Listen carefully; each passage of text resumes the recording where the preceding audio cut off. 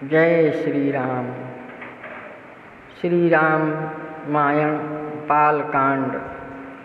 मज्जन फल देखिय तत्काला, काक होई पिक बकहु मराला। सुनि आश्चर्य करे जन कोई, सत्संगति महिमा नहीं गोई। मज्जन फल स्नान करने का फल तुरंत मिल जाता है। कौवा गोता लगावे तो कोकिल और बगुला गोता लगावे तो हंस होके निकलता है। अर्थात मूर्ख धूर्त भी महात्माओं की संगति से पंडित महात्मा हो जाते हैं। काक पिक की बात को सुनकर कोई आश्चर्य नहीं करे, क्योंकि सत्संगत की महिमा छिपी नहीं।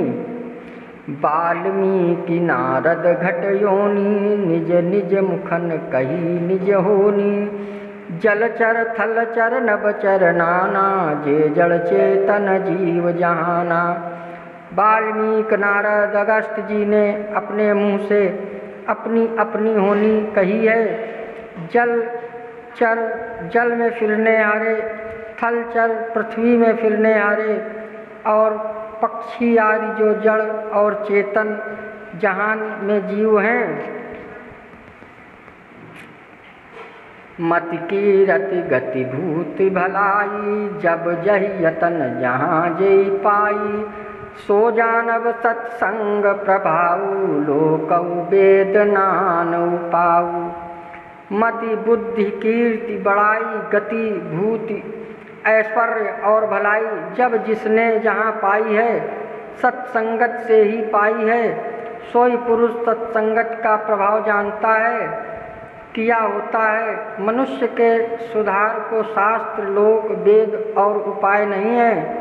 बिनु सत्संग विवेक न होई, राम कृपा बिनु सुलभ न सोई। सत्संगति मुद मंगल मूला, सोई फल सिद्धि सब साधन फूला। बिना सत्संग किए ज्ञान नहीं होता, और वो सत्संग राम की कृपा के बिना प्राप्त नहीं होता। साधु संगति जो आनंद और मंगल की मूल है, सोई सब साधन दान यज्ञ तप आदि फलों का सिद्ध फल है। अथवा सत्संगति आनंद वृक्ष की मूल है। महात्माओं का सिद्धांत इसका फल, सम दमादि साधन इसके फूल हैं। वह संयम नियम वैराग्य साधन फूल है। सिद्धि मोक्ष प्राप्ति का ज्ञान और भक्ति प्राप्ति के निमित्त प्रेम फल है। अथवा मुद मंगल की मूल सत्संग राम कृपा है। यम नियम साधन मूल का सिंचना है। ब्रह्म ज्ञान मुक्ति की प्राप्ति का फूल है। सिद्धि भक्ति उसका फल है। सठ सुधरई सत्संगति पाई, पारस परस कुधातु सुहाई। विधिवत सुजन कुसंगत परहि, फणिमणि भ्रम निज गुण अनुसरहि। सठ समझाए से जो समझ सके तो सत्संगति पाए के सुधर जाते हैं। जैसे कि पारस को छू कर लोहा सोना हो जाता है। लोह में द्रवता का गुण है, अग्नि पर रखने से पिघल जाता है, परंतु पत्थर नहीं पिघलता। इसी कारण से पारस की संगत का फल नहीं प्राप्त होता।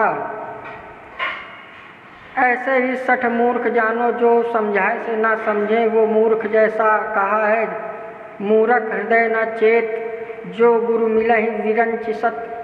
अथवा पारस के स्पर्श से लोहा सोना हो जाता है। पारस नहीं होता, परंतु संत तो अपने समान कर देते हैं। प्रारब्धवश अच्छे भी पुरुष कुसंगत को प्राप्त होते हैं, परंतु जैसे सांप की मणि सर्प के पास रहकर भी अपने विष हरने के गुणों को नहीं छोड़ती, तैसे ही वे पुरुष भी अपने गुणों को नहीं छोड़ते। जैसे लंका में विभीषण रावण के संग रहा पर अपने गुण न छोड़े। विद हरिहर कवि को विद बानी, कहत साधु महिमा सकुचानी। सो मोसन कही जात न कैसे, साक बड़ के मणि गुण गण जैसे। विधि ब्रह्मा हरि भगवान विष्णु, हर शिव जी, कवि कवीश्वर कोविद पंडित, इन्हों की वाणी अर्थात सरस्वती सरस्वती साधुओं की महिमा को कहते सपचाती हैं। वह इन देवताओं सहित सरस्वती भी महात्माओं की महिमा कहते सपचाती हैं। सो महिमा मुझसे कैसे नहीं कही नहीं जाती। जैसे तरकारी का बेचने वाला मड़ियों के गुणों को नहीं जानता, ऐसे ही मैं वर्णन नहीं कर सकता। बंदो संत समान चित, हित अनहित नहीं कोय। अंजलि गति शुभ सुमन जिमि, सम सुगंध कर दोय।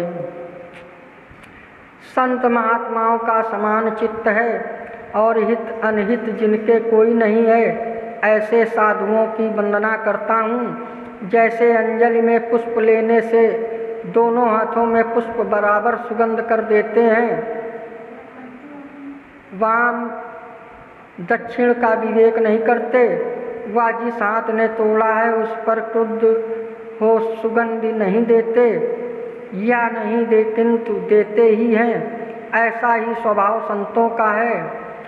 उमा संत कहिए बड़ाई, मंद करत जो करे भलाई।